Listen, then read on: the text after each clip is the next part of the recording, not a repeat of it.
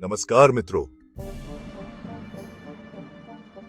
स्त्री के साथ ये 3 गुप्त काम नहीं करें, अन्यथा पत्नी आपसे नाराज हो जाएंगी और शायद आपको काफी नुकसान भी सहना पड़ सकता है। हो सकता तलाक तक ये नौबत आ जाए। और एक स्त्री को भी इन बातों का ध्यान रखना चाहिए कि उनका पति ऐसा ना करे और वो खुद भी ऐसा ना करे। आखिर वो 3 काम कौन से हैं दोस्तों? मैं आपको एक कहानी के माध्यम से समझाऊं। आपको जरूर समझ आ जाएगा और वीडियो स्किप करके देखोगे तो कुछ चीजें छूट जाएंगी। और इस कहानी का वास्तविक जीवन से कोई संबंध नहीं। यह कहानी सिर्फ ज्ञान के लिए सुनाई जा रही, क्योंकि हम किसी भी स्त्री या पुरुष के मन को ठेस नहीं पहुंचाना चाहते हैं। तो मित्रों, कहानी का आरंभ करते हैं। एक बार एक कुंवारी कन्या अपनी मां से बोली, मां, मेरी कुछ दिनों में मेरी शादी होने वाली है और मुझे बताओ, मैं अपने पति, सास और ससुर का ख्याल कैसे रखूंगी? कन्या की मां बोली, बेटी, मेरी एक सहेली थी, उसके साथ बहुत गलत हुआ। उसने अपने पति के साथ 3 गुप्त काम किए, जिससे उसकी पूरी जिंदगी का सत्यानाश हो गया और कुछ दिनों बाद तलाक भी हो गया। मैं तुम्हें उसके बारे में बताऊंगी। तुम समझ जाओगी कि क्या कैसे करना है और परिवार की देखभाल कैसे करते हैं। कन्या की मां बोली, मेरी सहेली का नाम वैदेही था। वैदेही का व्यक्तित्व हमेशा से स्वतंत्र और आत्मविश्वास से भरा हुआ था। अपने पिता के एक्सीडेंट के बाद जब उसे लगातार अस्पताल आना जाना पड़ा, तो वहां जीतू से उसकी मुलाकात हुई। जीतू का शांत और सहायक स्वभाव उसे तुरंत भा गया। जीतू ने उसकी मदद करने में कोई कसर नहीं छोड़ी। पिता के स्वास्थ्य में सुधार के साथ साथ वैदेही और जीतू के बीच नजदीकियां बढ़ने लगी। जल्द ही दोनों ने अपने परिवारों को अपने रिश्ते के बारे में बताया। जीतू के माता पिता ने खुशी खुशी इस रिश्ते को स्वीकार कर लिया। वैदेही के परिवार ने भी बिना किसी सवाल के अपनी बेटी का फैसला माना। शादी के बाद वैदेही ने सोचा कि उसका जीवन किसी सपने जैसा हो जाएगा, लेकिन वास्तविकता कुछ और थी। शादी के शुरुआती दिन बड़े खुशगवार थे। जीतू वैदेही की हर जरूरत का ख्याल रखता था। वह उसे कभी किसी चीज की कमी महसूस नहीं होने देता था। लेकिन जैसे जैसे दिन बीतते गए, वैदेही के व्यवहार में कई ऐसी बातें सामने आने लगी जो जीतू के परिवार के लिए परेशानी का कारण बन गई। वैदेही सुबह देर से उठती थी। वह मानती थी कि सुबह जल्दी उठना उसकी आजादी पर बंदिश है। खाना बनाना या घर का काम करना उसके लिए कभी प्राथमिकता नहीं थी। वह अधिकतर समय अपने दोस्तों से बात करने या सोशल मीडिया पर बिताती थी।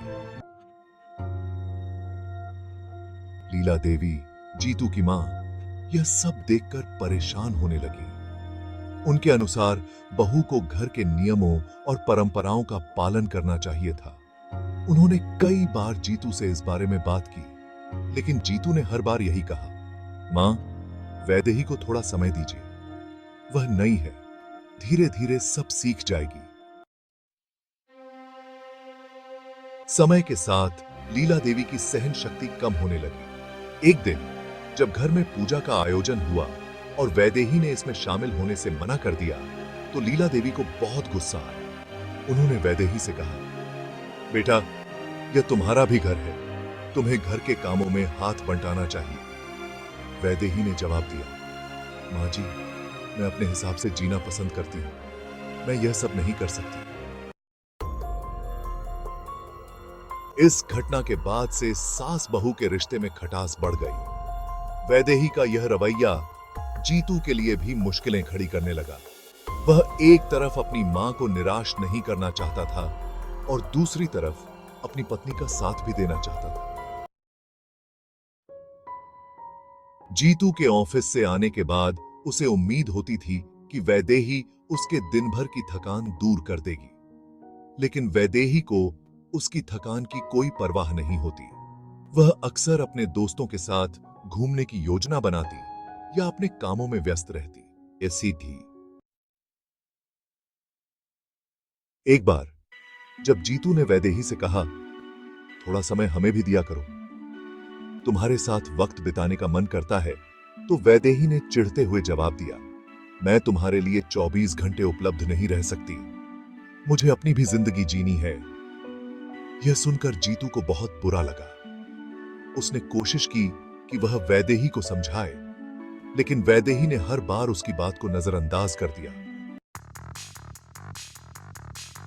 लीला देवी और वैदेही के बीच छोटे छोटे झगड़े अब हर दिन होने लगे। एक दिन जब लीला देवी ने वैदेही से घर की सफाई करने को कहा, तो वैदेही ने गुस्से में जवाब दिया, यह मेरा काम नहीं है।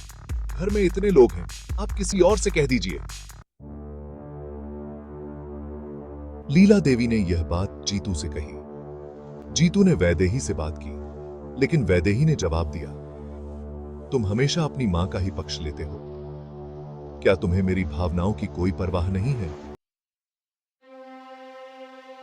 जीतू के लिए यह स्थिति बेहद कठिन होती जा रही थी। एक तरफ उसकी मां थी, जिनकी उसने हमेशा इज्जत की थी, और दूसरी तरफ उसकी पत्नी, जिससे वह बेहद प्यार करता था। एक दिन जब जीतू ऑफिस से लौटा, तो घर का माहौल पहले से भी अधिक तनावपूर्ण था। लीला देवी और वैदेही के बीच जोरदार झगड़ा हो रहा था। लीला देवी ने गुस्से में कहा, तुम्हें इस घर की इज्जत और परंपराओं का कोई ख्याल नहीं है। तुमने मेरे बेटे की जिंदगी बर्बाद कर दी। वैदेही ने जवाब दिया, यह मेरी जिंदगी है, मैं इसे अपने तरीके से जीऊंगी। अगर आपको समस्या है तो मैं इस घर में नहीं रहूंगी। जीतू ने दोनों को शांत करने की कोशिश की, लेकिन वैदेही ने गुस्से में जीतू को भी अपशब्द कह दिए। उसने कहा, तुम हमेशा अपनी मां की तरफदारी करते हो, मुझे तुमसे कुछ नहीं चाहिए।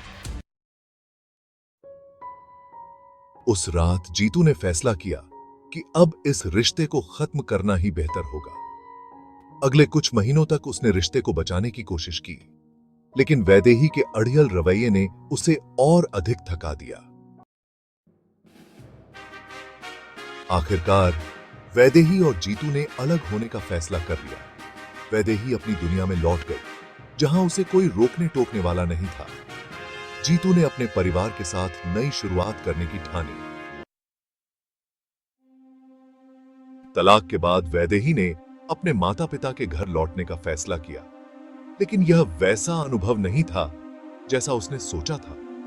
उसके माता पिता ने उसके फैसले का सम्मान किया, लेकिन उनके चेहरे पर निराशा साफ झलक रही थी। समाज के ताने और रिश्तेदारों की बातें वैदेही के आत्मविश्वास को धीरे धीरे कमजोर करने लगी। वैदेही ने खुद को यह समझाने की कोशिश की कि उसने सही किया। मैंने अपनी आजादी के लिए लड़ाई लड़ी, मुझे किसी के हिसाब से जिंदगी जीने की जरूरत नहीं है, उसने खुद से कहा। लेकिन भीतर ही भीतर वह बेचैनी महसूस करने लगी। हिला बेटेडी। समय के साथ वैदेही को महसूस होने लगा कि उसका जीवन उस चमक और ऊर्जा से खाली हो गया है जो कभी जीतू के साथ थी। वह दोस्तों के साथ समय बिताने और सोशल मीडिया पर व्यस्त रहने की कोशिश करती, लेकिन यह सब उसे खालीपन से बचा नहीं पाया। एक दिन उसने अपनी बचपन की सहेली आराधना से बात की। आराधना ने उससे कहा, वैदेही, क्या तुम्हें कभी लगा कि तुमने इस रिश्ते में कोई कमी छोड़ी थी? क्या तुमने अपनी तरफ से रिश्ता निभाने की कोशिश की? यह सवाल वैदेही के दिमाग में गूंजने लगा। उसने पहली बार खुद से ईमानदारी से सवाल किया, क्या उसने जीतू और उसके परिवार की बातों को कभी समझने की कोशिश की थी? क्या उसने शादी के बाद खुद को थोड़ा बदलने का प्रयास किया था? समझने के बाद कि उसके जीवन में अब कोई भावनात्मक सहारा नहीं है, वैदेही ने खुद को व्यस्त रखने और आत्मनिर्भर बनने की ठानी। उसने एक अच्छी नौकरी ढूंढी और एक नए शहर में शिफ्ट हो गई। वहां उसने एक छोटे से फ्लैट में रहना शुरू किया। नौकरी में उसने खुद को पूरी तरह झोंक दिया। अब वह सुबह जल्दी उठती, ऑफिस के कामों में पूरी मेहनत करती और शाम को खुद के लिए खाना बनाती। यह वही वैदेही थी जिसे पहले घर के छोटे छोटे काम बोझ लगते थे। वह हर महीने अपने माता पिता को पैसे भेजने लगी। उसे यह महसूस होने लगा कि जिम्मेदारी निभाने में एक अनोखी खुशी है, लेकिन फिर भी हर रात वह अकेले बैठकर अपने अतीत के बारे में सोचती। कुछ साल बाद वैदेही की मुलाकात एक कॉन्फ्रेंस में जीतू से हुई। जीतू ने उसे देखकर हल्का सा मुस्कुराया, लेकिन वैदेही के भीतर गहरी हलचल मच गई। जीतू अब और भी परिपक्व और आत्मविश्वासी लग रहा था। वह अपने माता पिता के साथ खुश था और काम में भी काफी तरक्की कर चुका था। जीतू ने कहा, कैसी हो वैदेही? वैदेही ने जवाब दिया, ठीक हूं, तुम कैसे हो? जीतू ने कहा, अच्छा हूं, मेरी जिंदगी अब संतुलित है, उम्मीद है तुम्हारी भी होगी। इस मुलाकात ने वैदेही को एहसास कराया कि उसने जो खोया है वह अब वापस नहीं आ सकता। उसने खुद से कहा, जो हुआ उसे मैं बदल नहीं सकती, लेकिन अब मैं अपने जीवन को बेहतर बना सकती हूं। वह मुलाकात वैदेही के जीवन में बदलाव का कारण बनी। उसने न केवल अपनी नौकरी में और मेहनत की, बल्कि अपनी निजी जिंदगी को भी संतुलित करने की कोशिश की। वह अब रिश्तों की अहमियत को समझने लगी थी। एक दिन उसने अपने माता पिता से कहा, मैंने अपने अतीत में कई गलतियां की। मुझे लगा था कि आजादी सब कुछ है, लेकिन रिश्ते निभाने के लिए थोड़ा त्याग और समझ भी जरूरी है। मैंने जो सीखा वह मेरी सबसे बड़ी दौलत है। यह कहानी इस बात की याद दिलाती है कि रिश्ते केवल प्यार के सहारे नहीं चलते। आपसी समझ, सम्मान और त्याग भी जरूरी हैं। जब दो लोग एक दूसरे की भावनाओं का ख्याल नहीं रखते, तो रिश्ते में दरार आना स्वाभाविक है। अधूरे रिश्तों की परछाई ने यह सिखाया कि प्यार के साथ साथ जिम्मेदारियों और समझदारी का होना भी जरूरी है। अलगाव के बाद वैदेही ने महसूस किया कि केवल आजादी ही जीवन का उद्देश्य नहीं हो सकती। रिश्तों में सामंजस्य, त्याग और आपसी समझ का होना बेहद जरूरी है। उसने अपने अतीत की गलतियों से सीखते हुए एक नया जीवन शुरू किया। वैदेही का जीवन यह सिखाता है कि हर असफलता एक सबक होती है। उसने खुद को बदलते हुए एक बेहतर इंसान बनने का प्रयास किया। जीतू और वैदेही की राहें भले ही अलग हो गईं, लेकिन उनके अनुभव ने उन्हें अधिक परिपक्व और मजबूत बना दिया। कन्या की मां बोली, बेटी, तुझे अब सब समझ आ गया होगा। कन्या बोली, मां, मुझे सब समझ आ गया, लेकिन आप ये बताओ, वो गुप्त बातें कौन से थीं? कन्या की मां बोली, बेटी, ध्यान से सुनना।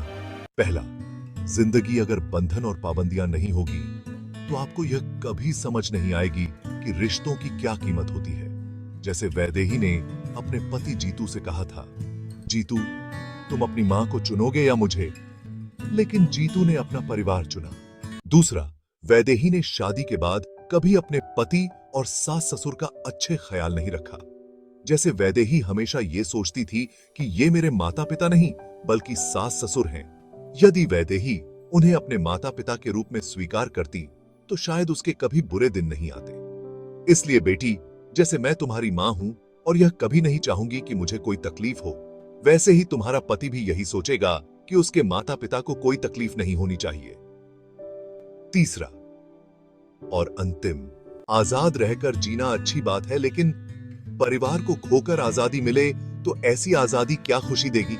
और बेटी, याद रखना, जहां रोक टोक होती है, वही तुम्हारी कद्र भी होती है। इसलिए अगर तुम्हारा पति तुम्हें रोकता है, कहीं जाने से टोकता है, इसका मतलब यह नहीं है कि वो तुम्हें आजादी नहीं दे रहा। उसका मतलब बस इतना है कि तुम कहीं गलत जगह तो नहीं जा रही, जिसका तुम्हें पता नहीं है। बस इसलिए रोककर तुमसे पूछेगा, क्योंकि एक मर्द समाज के बारे में जितना जानता है, शायद तुम नहीं जानती होगी। क्योंकि तुम खुद ही सोचो, एक मर्द काम के सिलसिले से दिन में तकरीबन रोज 10 लोगों से मिलता होगा, तो वह रोज 10 तरह के व्यक्तित्व की समझ ले रहा है। कन्या बोली, मां, मुझे आपकी समझ आ गई और ध्यान रखूंगी कि कभी गलती से भी गलती नहीं हो मुझसे। धन्यवाद मित्रों, मिलते हैं फिर एक नई जानकारी के साथ।